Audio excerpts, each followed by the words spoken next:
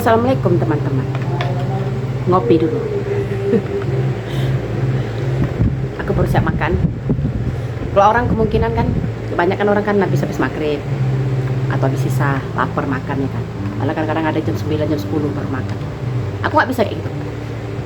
Udah jam 5 udah konser lah cacing di perut aku. Mak lapar mak katanya. Makanlah aku. Biar tambah gemuk cacing-cacing di perut aku. Ngomongin apa kita? Udah lama kita nggak cerita ya. Akhir-akhir ini malas aku buat video, entah kenapa. Nggak ada mood aku. Pokoknya malas aja. Cerita inilah ya, yang baru viral ini. Tentang cewek ya kan, namanya Yuvita. Yang disisa cowoknya hampir 3 tahun ya kan. Cuman aku nggak membahas itu, udah banyak ya kan. Seliweran tuh youtuber pun udah banyak membahas ya. Cuman aku gini, nggak pikir aku yang ini Komnas Perempuan. Nah, ibu-ibu Sondang Friska apa namanya? Apa nama marganya lupa. Pokoknya namanya Sondang gitulah ya. Masa katanya apa yang sudah dialami Mbak Yuvita ini nggak termasuk dalam standar apa, tidak termasuk penyiksaan menurut standar konvensi PBB, tahap apa lagi itu katanya. Hah, kayak mana itu? Aku langsung pas nonton itunya kan, ya apanya ini dalam hati aku? Hah? Kaki udah hancur, tergoret-goret ya kan, yang disundut rokok lah katanya, yang digoret-goret. Hidung udah mencong, mak cakep nih ya, hidung udah mencong, mata kanan udah hancur. Hah? Yang kiri ini mengecil matanya, bengkak gitu nampak aku ya kan. Aku ketengok aku fotonya ada di Facebook. Sebenarnya aku pun, orang-orang ini pun kayak mana ya, kalau yang koper-koper gitu tuh nggak usah lah kalian share-share kayak gitu fotonya, kasihan. Kok aku nggak tega ya. Betul. Pokoknya ternampak lah sama aku, full nggak sensor. Tahu lah kalian Facebook ya kan. Ya Allah, kayak gini kondisinya. Rambutnya kan pendek keriting ya kan. Terus dari cerita orang-orang di sana, itu kepalanya sampai kayak agak bengkak, banyak cairannya nanah sampai berlubang. Begitu dicukur rambutnya ya kan, ada belatungnya katanya. Ya Allah Robi, aku nengoknya astagfirullahaladzim, ini kayak mana sih siksanya kok sampai kayak gitu kali ya kan. Berarti luka itu nggak diobati ya kan, dibiarkan terbuka gitu ya kan, terbuka menganga ya kan, terakhir membusuk, mengundang datangnya lah si belatung ini. Ya Allah, terus di tangannya ditato lagi muka si siapa nih, malah bilang ini si Topik ini. Tapi aku bilang binatang kasar kali ya. Masalahnya lebih sadis dari binatangnya. Karena binatang pun masih ada empatinya. Kayak aku pernah nonton waktu itu di acara On The Spot, ada di Trans 7, nama acara On The Spot, masih ada tangga itu acaranya. Itulah waktu itu kategorinya 7 perilaku hewan yang penuh belas kasih. Itulah salah satu videonya, ada itu apa namanya, itu singa dikejarnya lah si mamak monyet ini, kejarnya dapat mati si mamak monyet ini. Rupanya begitu dia dekatin mangsanya, rupanya tengoknya mamak monyet ini gendong bayinya.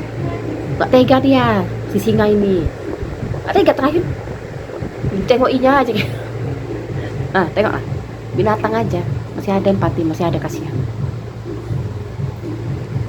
Nah jadi udah kayak gitu kondisinya, dibilang nggak termasuk penyiksaan, kayak mana ceritanya? Jadi menurutmu Bu, yang termasuk kategori penyiksaan itu yang kayak mana? Tunggu ini, kepalanya terbelah dulu. Nah, terbelah tengkorak kepalanya itu. Nah, telinga putus. Hidungnya mencok tuh copot gitu. Ini dia, ya Allah, sampai ininya kroak, itu katanya digunting, kata si Yuvita digunting, giginya rontok. Aku nonton podcast kakak ipar sama abang kandungnya kan, di podcastnya Denny Sumargo. Ada rekaman suara dia. Denny Sumargo pun sempat nelpon dia ya kan, video call. Itu aja suaranya nggak jelas.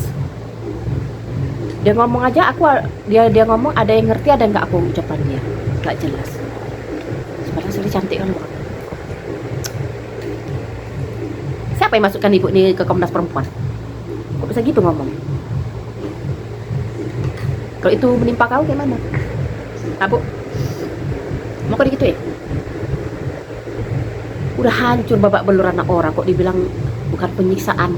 Kayak mana? Nanti terjadi sama kau, bingung kau. Jadi kalau Komnas Perempuannya kayak gini, udah hancur babak belur anak orang yang diberikan penyiksaan. Jadi kalau suatu saat kita lah mengalami kekerasan dalam rumah tangga, taruh lah keadaannya tuh nggak separah si Yupita nih, pasti nggak tanggapi juga ya kan, pasti dilakukan penyiksaan juga. Yang udah hancur lebur kayak si Yupita nih jadi bilang nggak penyiksaan, coba mau gaya-gaya kali kok standar PBB. Kita punya hukum sendiri lah.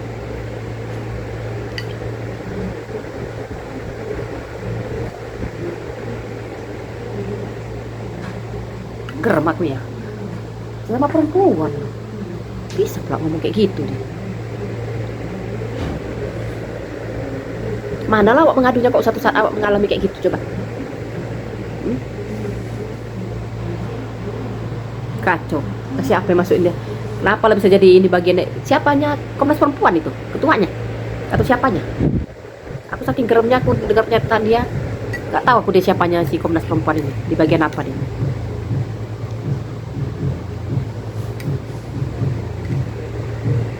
Rasa tunggu mati dulu rasanya, mati si Yupita ini ya kan, barulah dibilangnya penyiksaan. Awak aja kaki awak nggak sengaja kepijak batu kasar aja menjenjerit, awak bisa lompat awak dibuat. Tapi memang pertama kali kasus itu kan yang katanya ada gadis disekap selama 3 tahun, aku gini, loh 3 tahun apa nggak dicariin keluarganya, atau si mbaknya ini nggak mencoba untuk melarikan diri. Pintar kali rupanya si kurang ajar satu ini kan, si manusia dajjal ini kan, si Topik ini dibutakannya rupanya dulu matanya ya kan. Dari situ lah kayak kalau dibuta matanya kayak mana mau kabur ya kan. Wajar juga kalau dia nggak bisa kabur ya kan. Kayak keluarganya rupanya di podcast dari Sumargo lah dapat laku pencerahan ya kan. Oh rupanya adanya usaha keluarganya, tapi memang keadaannya waktu itu ya kan, si Yupitanya marah-marah tiap kali kakak iparnya memviralkan dia melalui Instagram ya kan, marah-marah si Yupitanya. Rupanya marah-marahnya dia karena disuruh sama si kurang ajar itu, si manusia dajjal itu. Apa yang lucunya pas dia diwawancara itu ada wartawan perempuan ngamuk-ngamuk. Seharusnya kan dalam etika wartawan sebenarnya nggak boleh kayak gitu ya kan, harus walaupun sepala-pala kita tetap kita tuh bertanya dalam keadaan sopan ya kan, dan tutur bahasa yang sopan ya. Nggak boleh ngamuk-ngamuk ya kan. Ngamuk deh. Mungkin dia membayangkan kok seandainya dia jadi Yupita kali mungkin ya kan, makanya dia pun bertanya sama si Topik dia pun nggak bisa bagus lagi.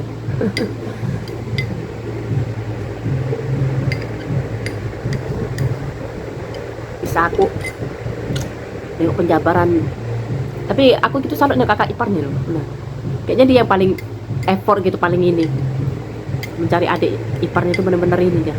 Dibilang totalitas itu pun kata dia nyesel juga dia kenapa nggak lebih keras lagi usahanya mencari si Yupita. Di podcast Denny Sumargo kayak gitu kakak ipar. Nyesel kenapa nggak lebih keras lagi saya berusaha mencari adik ipar saya ini, katanya. Sebenarnya ya, podcast itu kan dari Sumargo mau menggalang donasi cuman trauma dia. Gara-gara masalah si aku situ, yakin aku. Lagu gara-gara kau Gus. Aduh, jadi trauma orang buat donasi. Siapa itu? Oh, tangga. Tapi aku salutnya nengok Yupita nih, Pak. Kan ditanya sama Denny Sumargo, apa rencana ke depannya, apa keinginannya lah gitu ya kan. Setelah melihat apa kejadian ini. Dia cuma bilang apa? Dia mau matanya balik normal supaya bisa kerja om, kata dia, manggil om sama Denny Sumargo ya. Supaya bisa kerja om, kalau saya nggak bisa kerja di mana-mana gitu ya kan, setidaknya saya jualan mau bantu orang tua. Astagfirullah, ya Allah, masih bisa berpikir kayak gitu dia. Masya Allah, luar biasa. Bukan apa-apa, karena aku tengok aja tuh, kalian tengok lah, karena aku aja kalian mungkin tengoknya kan, tetangga kalian, tahu orang sekitaran kalian, banyak itu fisiknya masih bagus, mata masih ngelihat, fisik masih sehat, masih bisa berjalan tegak, males kerja. Gerem aku. Dia kan kondisinya kayak gitu, dan pikirkan dia apa bantu orang tua. Salut aku benar. Pas dia pertama kali jumpa lagi sama orang tuanya pun, ya kan, untuk pertama kalinya setelah 3 tahun, nangis itu kenapa, cuma minta maaf aja dia. Mungkin itulah karena dia pernah bentak-bentak keluarganya ya kan, waktu dia disuruh pulang dia nggak mau, gara-gara disuruh si kurang ajar itu ya kan.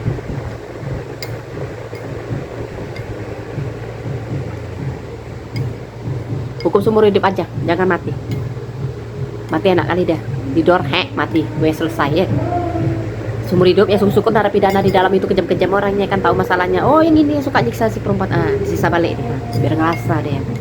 Gak usah abangnya, kalau abangnya kan minta ya kan sama polisian, serahkannya sama saya 1,5 tahun aja biar saya lakukan apa yang dilakukan terhadap adik saya. Ya jangan, gak usah nanti abang di penjara, kok usah bang, biar aja mereka tahu narapidana di sana mau ngerjain dia ya kan sering kayak gitu kadang-kadang kan. Mana ada narapidana tadi memperkosa, apalagi memperkosa anak kecil, sering jadi bulan-bulanan penjara sana. Harapan aku ya gitu, itu rasa deh ya kan. Pala awak nih pokoknya, karena dulu kalau dihukum seumur hidup pun dia nggak disiksa pun di penjara pun sama aja ya, karena ngerasain dia. Bukan awak jahat, enggak, harus rasa lah dia, rasakan. Dia mau enak-enak ya hidup dia ya.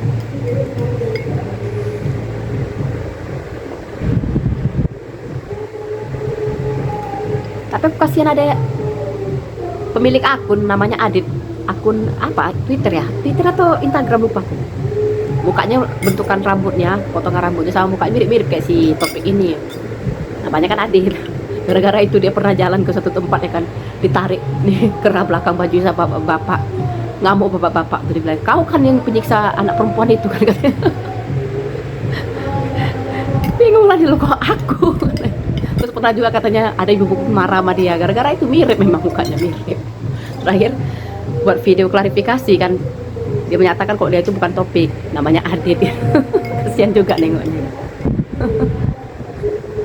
Aslinya dia mirip dengan penjahat mukanya. Udahlah ya, sekian dulu videoku, semoga Mbak Evita cepat sembuh.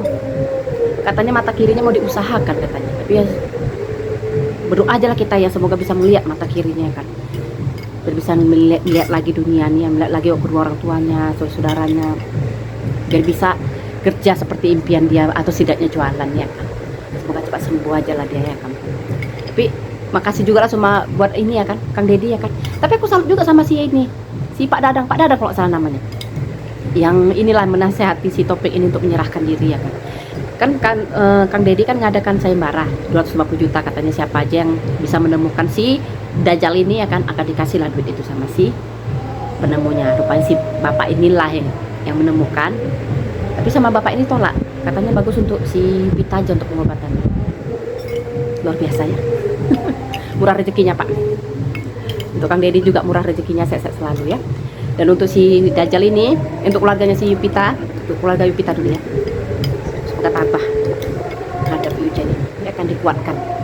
Aku kok jadi orang tuanya atau kakaknya, ya Allah Robi, nggak sanggup aku nengok foto sampai, ya Allah Robi, kok sampai kayak gini kan orang dibuat, ya Allah, siapa lah yang buat ini dalam hati aku ya kan.